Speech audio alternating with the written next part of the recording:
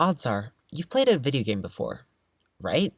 In fact, even if you don't consider yourself a gamer, you've likely played video games on several consoles in your lifetime. Now, think about all of the consoles you've played on and try and think about your favorite. Do you have it in your head? If so, what are the reasons you like it? Ease of use? The controllers? Multiplayer functionality? Or maybe you might argue that what makes a game console successful is a result of the games one can play on it. At least to me, that seems like common sense. Looking past the aspects of the consoles themselves, there's the advertising. Can an ad make a console successful? In the case of the Nintendo Switch, I would argue yes. For any who don't know, the Switch was a console released by Nintendo on March 3rd, 2017, following two sets of commercials released on February 1st, 2017 and October 20th, 2016. The Switch was the follow-up to the Nintendo Wii U, a console which did not do very well, only selling 13.56 million consoles. Although that seems like a pretty dang large number at first glance, it looks a lot smaller when you realize that the original Wii, the console released before the Wii U, sold 101.63 million consoles, roughly 7.5 times more than the Wii U. In order to ensure that Nintendo had a future making consoles, and quite simply just staying in business as a whole, they would need to follow the Wii U's unfortunate release with a console that would spur more sales. Luckily for Nintendo, people weren't shy to share what they didn't like about the Wii U, meaning they knew exactly what areas to improve on when releasing the Nintendo Switch, and most notably being the marketing. The Wii U's ads were so bad. They had annoying children saying stupid phrases like, "Hot buttered popcorn, that's a deal."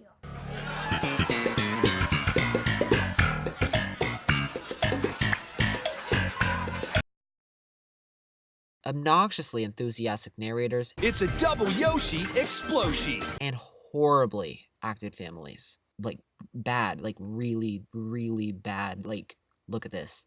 We'll make this quick. Family time's dropping fast, people. Pew! Time to upgrade to Wii U.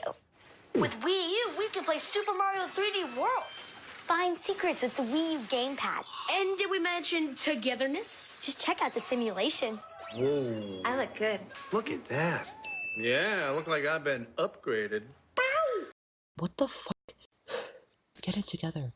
I remember watching the first ad for the Nintendo Switch that was released in late 2016 called First Look at the Nintendo Switch and being instantly captivated, which was the same feeling I felt just watching it a few weeks ago for the first time in almost 2.5 years. The ads make the Nintendo Switch look like a super easy device to use alone as a tablet in multiple places, as well as easy to display on a TV. They also appeal to groups of people, or families, as when you disconnect the Switch's controllers known as Joy-Cons, you can quickly turn your personal gaming device into a device where everyone, no matter their skill level, can play with ease. In the first ad released in 2016, Nintendo makes the Switch look like a versatile device that any type of group or person, regardless of experience, confidence level, interests, social life, and more, would play and enjoy.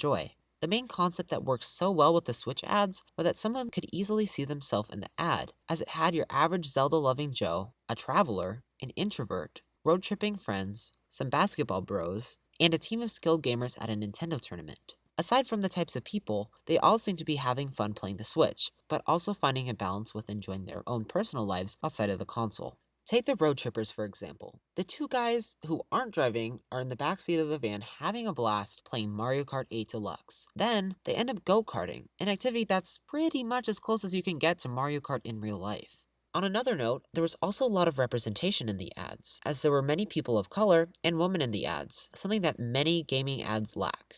Something there wasn't much of in the ads were kids, which was a smart move by Nintendo, as kids always tend to make Nintendo ads look less serious and annoying. Instead of having kids and their ads again, they ended up having countless young adults or older teenagers in the ads. This was an incredibly smart move, as of course, the ads appeal to young adults and teenagers, but also children, as I'm sure we've all had a kid follow us around and want to copy everything we did at least once in our lives. In truth, kids look up to people who are older than them, so they pretty much had every age group covered. The only people that weren't really represented were adults and elderly people, which honestly isn't even a problem, as they make up such a small percentage of Nintendo console owners and users. People might think that the ads were ineffective or unrealistic as a whole, but for me personally, they were a major step up from the Wii U advertising, where there were just a bunch of annoying little kids, resulting in low sales of the Wii U altogether. Ever since the very first Nintendo Switch ad, there is a signature neon red graphic with the white Nintendo Switch logo. The graphic is only around a second and is the easily recognizable click of two Joy-Cons. Every time the scene changes in the first Nintendo Switch commercial, the graphic appears, establishing the graphic as an iconic image recognized by many. 2 years after the release of the Nintendo Switch, many commercials and trailers have been released for countless games, all of which end up having the signature click of the Joy-Cons. The ads were amazing overall, and resulted in high sales of the Nintendo Switch, amounting to 17.79 million in just the first year, which is amazing compared to the 5.86 million of the Wii U in the first year. I just got my Nintendo Switch a week ago, and I've already played many rounds of games solo, on my TV, and with many friends and people in my life, both at school, on the bus, at home, and anywhere else that we were. Every day I go to school, it's impossible not to see countless people playing their Switches, and I'm also sure that many people have met new friends through playing the Switch throughout the world. Overall, Nintendo did an excellent job advertising the Nintendo Switch, and in return experienced a huge jump in sales. The Nintendo Switch is on track to surpass the original Wii in sales over the next few years, which will undoubtedly crown the Switch a legendary console. In the end, the ads for the Switch have generated heightened interest in the console, and as a result, Nintendo is one of the most relevant and talked about gaming companies of our day.